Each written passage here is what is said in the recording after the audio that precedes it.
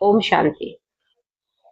कि आपकी शादी में बहुत सारी बाधाएं हैं, रुकावटें हैं और आपकी बात कहीं बन ही नहीं रही है, तो ये सब होली के त्योहार को मिस मत करना, क्योंकि ये होली का त्योहार सिर्फ रंगों का त्योहार नहीं होगा, आपकी किस्मत को बदलने वाला त्योहार है और ये साल में एक ही बार आता है। तो इस मौके को चूक मत जाना। तो वीडियो को ध्यान से देखना, क्योंकि ये वीडियो आपकी किस्मत को बदलने आई है। आपकी शादी में जो बाधाएं हैं उसको खत्म करके आपके घर में मांगलिक कार्य शुरू करवाने आई है। तो इस उपाय को ध्यान से देखिएगा। और ये इस होली का त्योहार इस बार बड़ा खास है, क्योंकि चंद्रमा की ऊर्जा भी आपके इस उपाय को शक्तिशाली बनाएगी और जो विवाह बाधा है वो जल्द से जल्द खत्म होगी।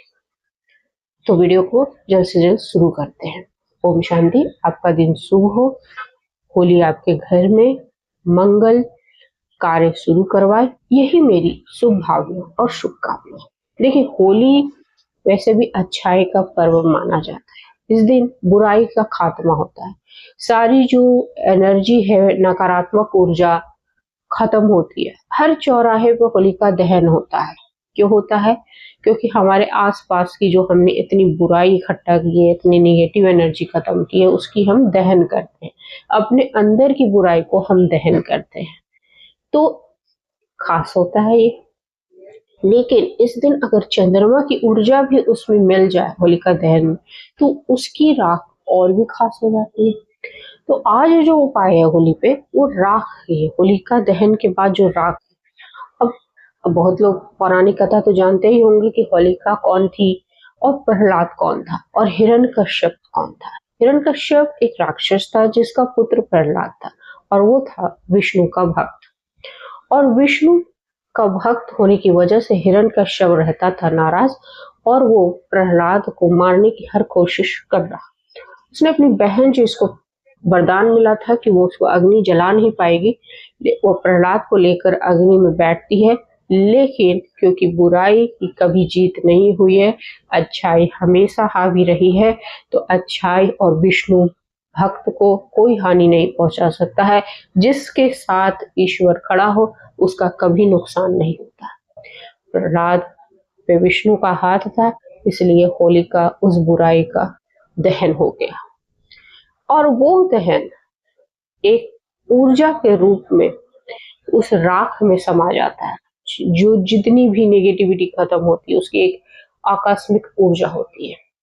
और जब चंद्रमा की ऊर्जा, क्योंकि ऐसा कहा जा रहा है कि होलिका के दिन चंद्र ग्रहण लगेगा, तो उसकी ऊर्जा भी उस राख में आएगी और आपको उस राख को लेकर अपने घर आना है। ठीक है, यहाँ तक आप समझ गए। आपको करना क्या है?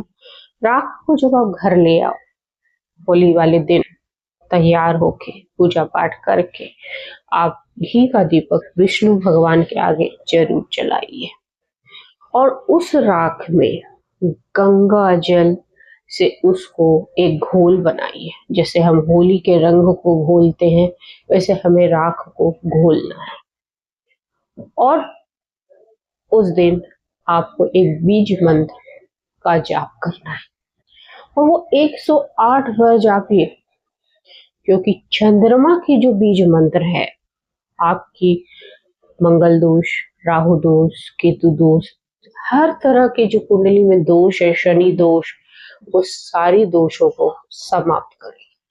जो अनजाने तरह की जो दोष आ जाते हैं, जिसकी वजह से भी रुकावटें आती हैं, बाधाएं आती है, आपकी बात नहीं बनती, आप रिश्ते देखने जाते हो और वो कट जाता है, तो ऐसी विवाह बाधा को ये राख समाप्त करेगा। तो आपको राख को गंगा जल से घोल लेना है और आपको एक घी का दीपक जलाना है विष्णु भगवान के आगे और आपको अब जाप करना है ओम सोमाय नमः। ओम सोम सोमाय नमः।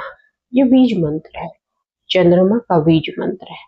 इसको 108 बार जपना है और उसके बाद मन के अंदर माँ गौरी और शंकर जी का ध्यान करना है। और उनका भी एक मंत्र है ओम पार्वती नमः। इसका आपको 51 बार जप कर लो या 11 बार जप कर लो, जितना आपका सामर्थ्य है। आपका 108 का है तो आप 108 बार जप कर लीजिए। उसके बाद उस गंगा जल से जो घोला है आपने राख, उसका आप तिलक कर लीजिए। ये उपाय कौन करेगा?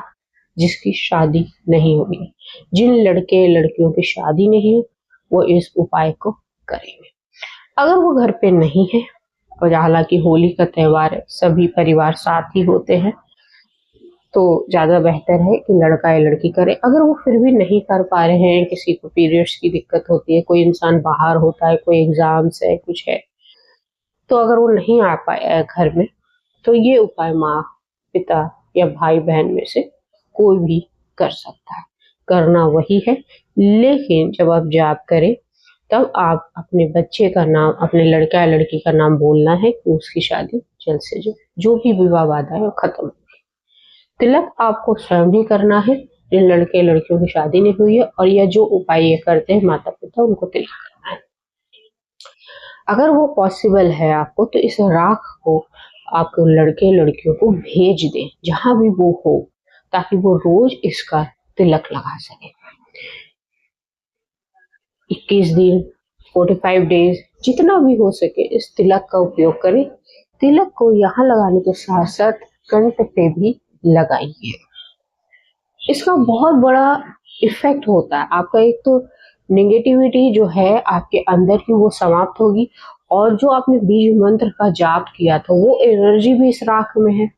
और अब आप इसका जो उपयोग करोगे रोज तिलक पे, तो आपके कार्य बनते जाएंगे, धीरे धीरे बनते जाएंगे। 3 महीने के अंदर देखोगे आपकी शादी पक्की हो गई है।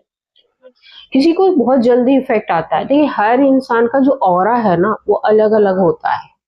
उसका जो सुरक्षा कवच बोलते हैं, तो उसके अनुसार ही उसका इफेक्ट होता है। किसी की शादी 21 दिन के अंदर, किसी के 5 दिन के अंदर रिश्ते आ गए, किसी को 3 महीने के अंदर। निराश नहीं होना है, क्योंकि विश्वास से सारा खेल आपके विश्वास का है, श्रद्धा का है। नियमित ही इस राख का आपको तिलक लगाना है। और दूसरा, नहाने के पानी में भी इस राख को डालकर आप नहाओगे तब भी इफेक्ट आएगा। नहाने के पानी में थोड़ा सा 1 चुटकी राख का डाल दीजिए और नहा लीजिए। उसके बाद, नहाने के बाद जब आप कर्म करने के लिए निकले, अपने काम को निकले, ऑफिस जाने के लिए निकले, तब भी आप तिलक लगा लें। लड़कियां अगर घर पे हैं तब भी वो तिलक लगाना ना भूले, क्योंकि इसकी एनर्जी बहुत ही अचूक है। इस होली के त्योहार पे आपकी किस्मत जरूर बदलेगी। इस उपाय को करें और अपनी किस्मत को बदल के जल्दी से अपने घर में मांगलिक कार्य शुरू करें। यही मेरी कामना है। तो हैप्पी होली कमेंट में लिखें, और अगर हैप्पी होली नहीं लिख रहे हैं तो हर हर महादेव सबसे बढ़िया है, क्योंकि शिव की कृपा हमेशा आप पर बनी रहे। जय हिंद, जय भारत।